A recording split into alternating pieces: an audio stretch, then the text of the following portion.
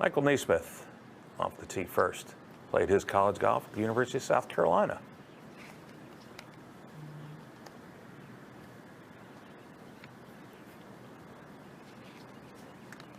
Also going with the driver.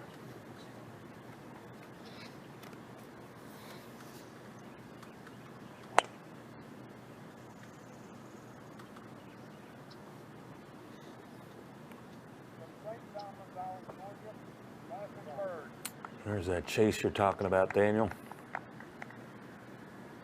Yeah, they certainly are.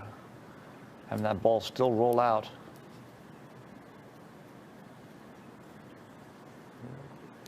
Maybe not a lot of talking between these Tigers and the Gamecocks out on the golf course today, with Jonathan Byrd playing at Clemson, but all these players pretty friendly with one another.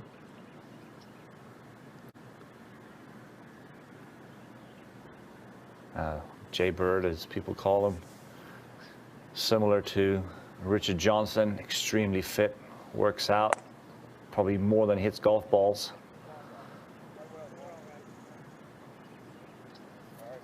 Maybe no win better in Jonathan Byrd's career than the walk-off hole-in-one at the Shriners Hospitals for Children Open out in Las Vegas. Don't get that happening very often on the PGA Tour. As we jump back up to the second, third shot for Brandt Snedeker.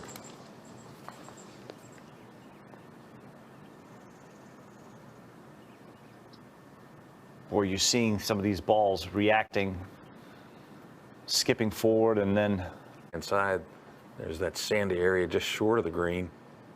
Now, Andrew Putnam also going upstairs. And I haven't seen much of that this week. Players getting that much awfully on the list without a win this season. It's been a couple of seasons for Xander as Andrew Putnam has a putt for birdie at the second.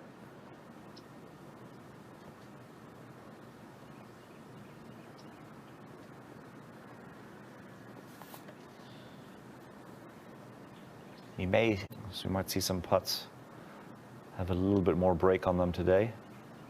So far through 3 rounds, the second hole is played as the easiest hole on the golf course. Same thing, different day for Brandt Snedeker. Absolutely. He had an absolute nightmare closing out his round yesterday. Could not get a players right now. Obviously, you have to set mini goals. And for them, probably, let's see if I can get back to even par. You know, and even though that might still be just in the 40th, 45th position, it's something. You've got to keep your interest levels up. Off a little bit of a down slope. Jay Byrd known as one of the low ball hitters. You better be careful. This green has been bouncy already this morning. A lot of these players getting a little bit confused, thinking that maybe that overnight rain would have made it a little softer. And that one lands short, skips to the back, a little bit of raz. He'll have that for his birdie. And that one had about 2 or 3 bounces on it there. Daniel, as we head over to the left side of the fairway at the first, and Michael Neesmith, his second shot.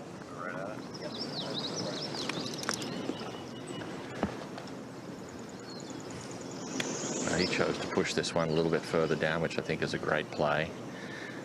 Now just 87 yards to this pin location. I think they'd be honestly trying to land this around about 80. One hop it to the pin and then stop.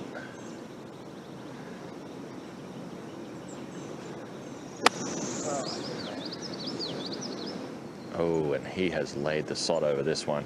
That one's going to struggle to get in the bunker. Or should I say sandy area. Yeah, it'll leave a difficult up and down. Richard Johnson will have a similar type of wedge shot here, and again, have to control that first bounce. This launch is very high, will land softer, you'd imagine, which it will do when it lands in sand. But fortunately for Richard, that... Yeah, always difficult, Carney, off a downhill slope to try and hit a lofted club softly and high. That's what's the case. Caught it heavy. Now in the front sandy area. Now making a bit of a mess of it here at the opening hole. For a par save here at the first, Colin. Yeah, and a lengthy par save at that for Neesmith at the opening hole. I must admit, when PGA Tour Live first started, I did spend a lot of time watching that before going out. You can learn so much about the golf course, what's going on. And we will head over to the second, third shot for Ben On.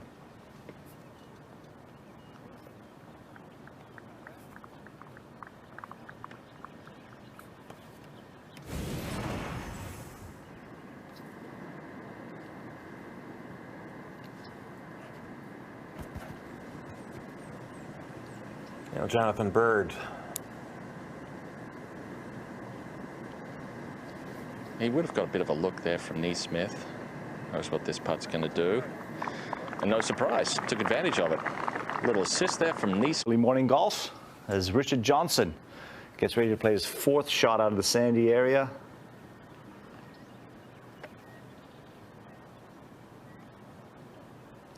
Yeah.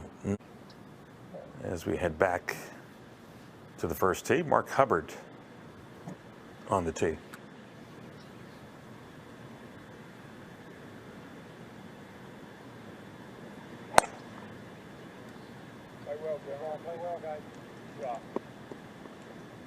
Mark Hubbard playing along with Roger Sloan, who's already teed off. Second lengthy par save for Richard S. Johnson. Now you see him as one of the older veterans on tour, employing a modified grip.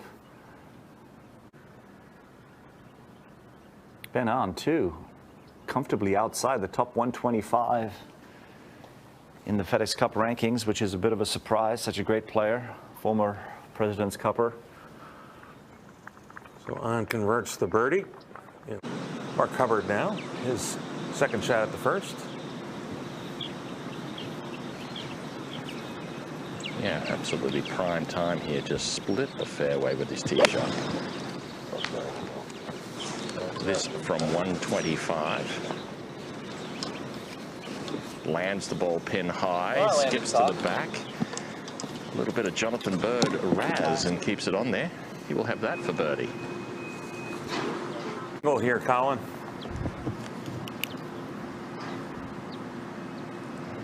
Well, I don't know what zero angle is called, but he has zero angle. Well, that one from 143 just carries the sandy area, skips. It started those long hitters that have made their way out on the pitch. Now he's probably normal, but used to be a really long hitter of the golf ball.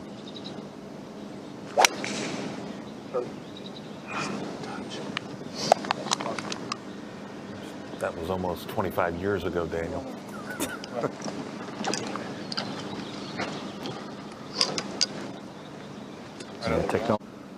Launch angles and spin rates. Now Matthew Neesmith.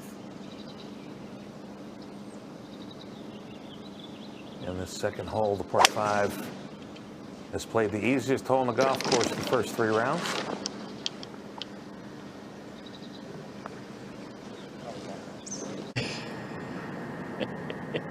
Not at all. I was actually thinking the same thing. I saw Richard S. Johnson putt just a moment ago, and I thought the exact same thing. Great things think of great mind.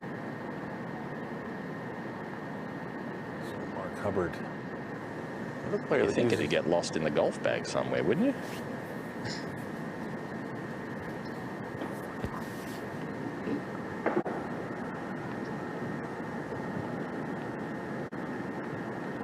Now, after a 0% chance shot of seeing the green, we got, and I like the fact that Colin mentioned that because he really was in no man's land. Birdie attempt for Roger Sloan.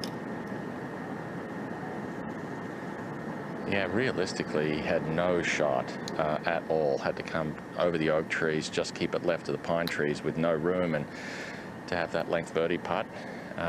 Those really sharp-edged bunkers, so neat, so clean, and really a standout feature as Jay Bird comes out just a little hot with his explosion out of the sand. So if you don't miss,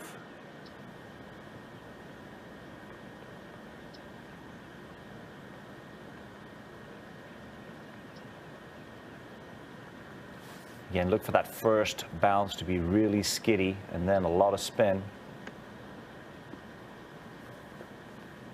And just so difficult being short-sighted. Highlight the the issues.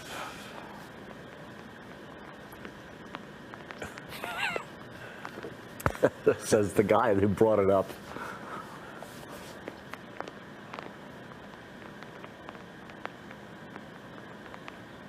and early on, it looks to me like the last part of the putts is where players may struggle with early. Center of the fairway here at the opening hole, 124.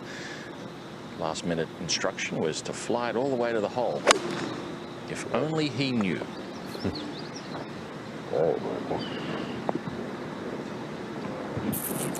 He knows now. Look at that ball spin back up the slope. It's holding the spin and just the hydroplane effect. Yeah, I do. Yeah. As we will head back up to the second, I want to ask you a question about that.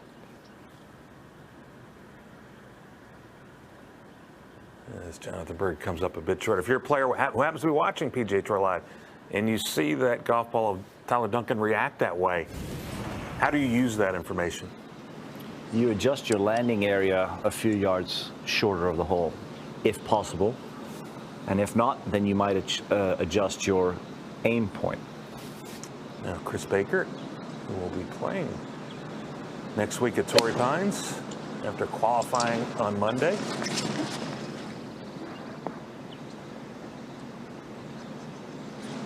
So you see the ball spinning. Also, how do you use that?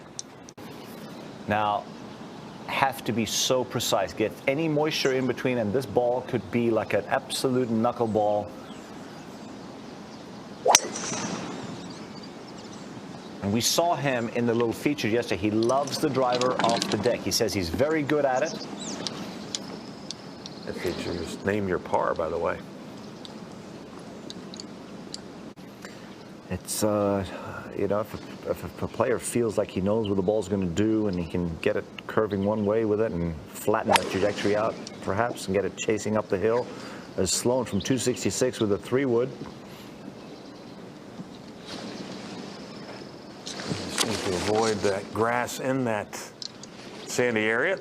As we go to the first, third for Tyler Duncan, Colin.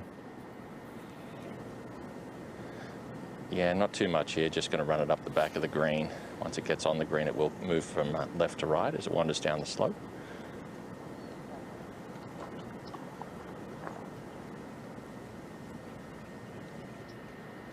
So Duncan unable to convert from off the green, and now Chris Baker employing that Bryson DeChambeau, probably not at least the method and the style of putter.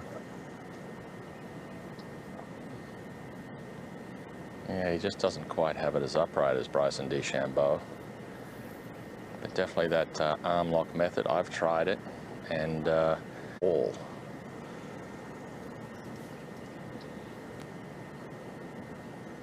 Very difficult on the long putt. A little outside 3 feet.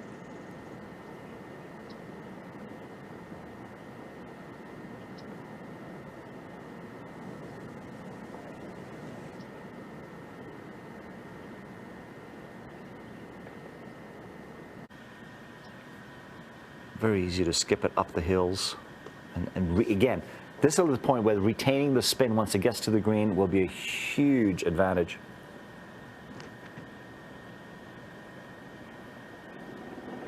Just got a little bit too... Avoided the grassy area on the edge of that bunker. Now his third.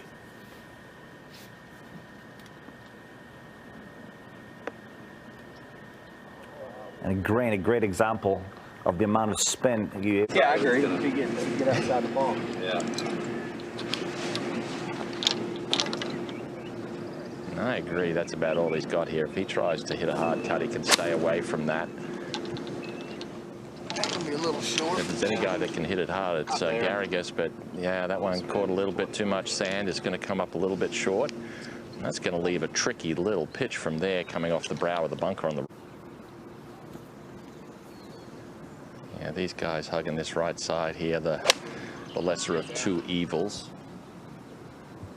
And from 140, this is coming in super low. This is no chance of holding the green, and that there is some... Well, buy something nice for us if you're going to get in there. Now Mark Hubbard for birdie at the par 5 second. And that is a very good up and down, and kudos predominant factor in that. And they will certainly make precautions. They may get it wrong, but they would rather be safe than sorry. As you watch the third for Robert Garrigus. Yeah, super tidy little chip. You know, knowing for his... Now set to play his third. Great shot, Doc. Yeah, no chance there, but just to try and punch it out, which he did. That's a lovely shot, and he'll have just out. First and par 10th for Robert Garrigus. Yeah, a lovely little pitch shot from down in front of the green to this point. And that one's going to miss. But boy, that thing is short, is it not? I don't know the official length, but... Bryson DeChambeau employ in that it allows your shoulders to create more of a straight back, straight through pendulum type motion, whereas if you're more upright with a longer putter, your natural rotation takes it more of an arc inside to inside. Go back to the par 5 second. Third shot for Tyler Duncan. And something got Tyler's attention there. I don't know if that was disappointment in the strike, or perhaps he was slightly distracted. Setting here at Congaree, a lot of tees close to the prior green, which is very old school, and I'm a big fan of that. And Baker throws one way up in the air and gets one to land softly for the first. Puerto Rico. Now Michael Gellerman at the first. And that one, I don't think even hit the green. That one might have flown all the way over the green. Might have got a little... This is some 40, 50 yards to the left of where you should be. Drawn a good lie. Only has just over 100 yards, but he's got to keep it low underneath the branches in front of him and then try and skip something up onto the green. Lands in the first quarter. And that is a pretty good shot for JB Holmes. Baker employing that extremely upright position, which creates a natural arc that is far more back and forth, like a piston with a pendulum motion. So a nice birdie there. Come out dead. So hopefully should see a pretty good one here. Well, he just murdered that one. Oh, wow. Just way too much acceleration for that lie. And that one is going to scurry across the green into the sandy area. Go Sorry, ahead, Tom. Carney. That's I was all just going to say the interesting thing here is he is entitled to take some practice swings and hit the sand, and would he do it? Because obviously if he did, he'd get a little bit more sand on the face, create a little more friction, but he's not going to take his practice swing.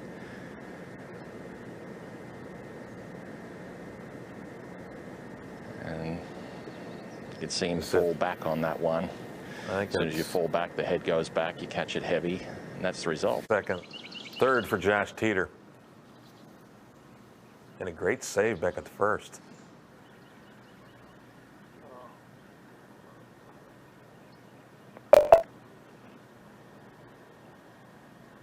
Opportunity for birdie there now. As we go back to the first. He's not in. Well, Shotlink has it official. It's Gellerman away.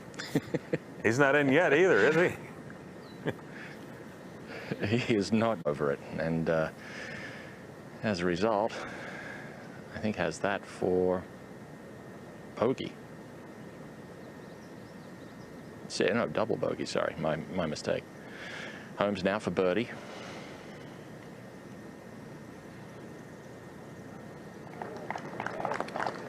nicely at the bottom for JB Holmes. Good start.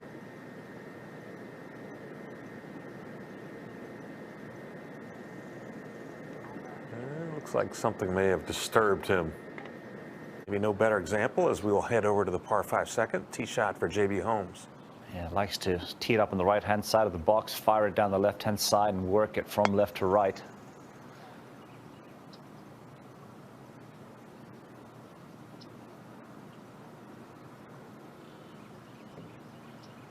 And that will find the right side of the fairway and in position for him to attack this par 5. And I think they're going to be fine. Just by my weatherman skills, I want to say we're fine for a few hours.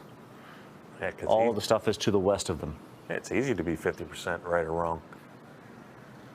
So Gellerman, after the double bogey at the first, in jeopardy of some other drop shots at the second after a poor tee shot as we go back to the first. Second shot for Peter Uihlein. And Carney, this one on its way from 135, but it was always right off the face. And that one catches the sandy area.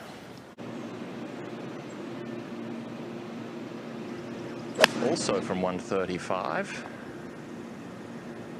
Oh, this one's sky high, which is nice. You need it at the first. This green already been giving some players some trouble. That one, a big bounce to the back of the green, but he got a little bit of that zip on it. Manages to keep it on the green.